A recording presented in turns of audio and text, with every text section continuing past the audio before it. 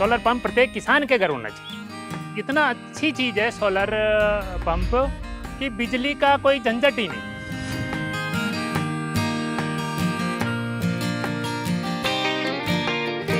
जो ही सूर्य उगता है और अपनी मोटर स्टार्ट, एक तो पैसा बचता है और दूसरी चीज ये मोटर जल्दी सी जलती नहीं है। 2010 से आज 2023 चल रहा है, ये रेगुलर चल रही है, कोई बिल का झंझट नहीं, लाइट जाने का आने का कोई ट्रिप का कुछ नहीं है, आराम से चलती रहती है। 86% अनुदान था, 4,30,000 रुपए तो मुझे अनुदान मिला था और 70,000 रुपए मेरे जमा हुए। मैं पिछले 15-20 साल से जैविक खेती करता हूँ। 2004 में जैविक खेती स्टार्ट कर दी थी मैंने। जैसे लोग और लोग खेती करते हैं वैसे खेती करता था। तब मैंने उसका हिसाब लगाया तो वो घाटे का सौदा था। खेती अपने पास 10 बीघे है, 10 बीघा पक्की ज़मीन है अपने, जिसमें अपन ने करीब 2 बीघा पक्का तो बगीचा लगा हुआ है और 4 बीघे पक्के में अपन गेहूँ करते हैं जैविक, और उसके अलावा जैसे अपना चना भी करते हैं, सरसों भी करते हैं। जैविक खेती के साथ साथ मेरे पास जैविक बगीचा है, उसमें जैसे अपना नींबू है, मौसमी है, आम है, बेलपत्र है। करीब 1,000 तो मेरे पास बेलपत्र हैं, 1150 पेड़ सहजन के हैं, 108 पेड़ बांस का है और वो सब जैविक है। मेरे आम का टेस्ट भी अलग है। देखो, जब हमारे पास सोलर नहीं था तो कई मुश्किलें थी। पहली मुश्किल तो वो कि लाइट समय पे नहीं आ रही। दूसरी परेशानी ये है कि हम 3 भाई हैं तो टाइम के हिसाब से 3 दिन उनका, 3 दिन उनका, तो 6 दिन तो हमारा नंबर ही नहीं आता था, 2 भाइयों का आता था।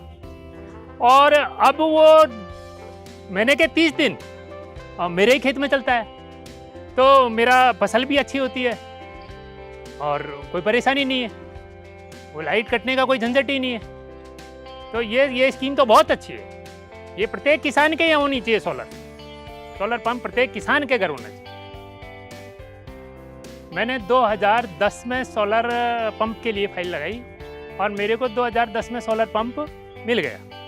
तो इससे ये इतना अच्छी चीज़ है सोलर पंप कि बिजली का कोई झंझट ही नहीं।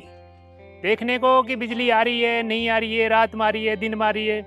जो ही सूर्य उगता है और अपनी मोटर स्टार्ट हो जाती है और जब तक सनलाइट रहती है तब तक अपनी मोटर चलती रहती है। तो इससे एक तो पैसा बचता है और दूसरी चीज़ ये मोटर जल्दी सी जलती नहीं है। देखने की बात यह है कि 2010 से आज 2023 चल रहा है, ये रेगुलर चल रही है। मतलब जब तक सूर्य की रोशनी रहती है तब तक चलती रहती है, कोई बिल का झंझट नहीं और कोई लाइट जाने का आने का कोई ट्रिप का कुछ नहीं है, आराम से चलती रहती है। इसमें अपना 2-3 एकड़ तो आराम से हो जाता है। 3 HP वाला जो पंप है इससे 2-3 एकड़ तो आराम से निकल जाता है, क्योंकि ये चलती रहती है 12 घंटे। हाँ बिल्कुल, वो तो पहली साल में ही कवर हो गया। 70,000 कहाँ आता है, उससे ज़्यादा तो बिल बहुत ज़्यादा आता था। 5-5 हज़ार रुपये महीने का बिल आता था, बहुत तगड़ा बिल था। कभी जब ज़्यादा अगर बदल हो तो ये समस्या आती है कि वो नहीं चलती, नहीं बाकी तो ज़्यादातर ये चलती है। तो ये तो सोलर बहुत अच्छी चीज़ है। इसमें खाली अपन ने इसको पंप में ही उपयोग में किया है और जगह अपन ने इसको, जबकि इसमें आदमी घरेलू भी कर सकता है कन्वर्टर लगा के, बाकी मैंने तो इसको खाली पंप में ही रखा है। मैंने और कोई इसमें कन्वर्टर लगा के घर की लाइट में इसको नहीं दिया। शुरू में ये 2010 में जब लगी थी तब ये पहले ही बारी 2 आई थी और मैंने पहले ही आवेदन कर दिया था। तो उस वक्त इसकी कीमत 5 लाख रुपए थी और इस पे 86% अनुदान था।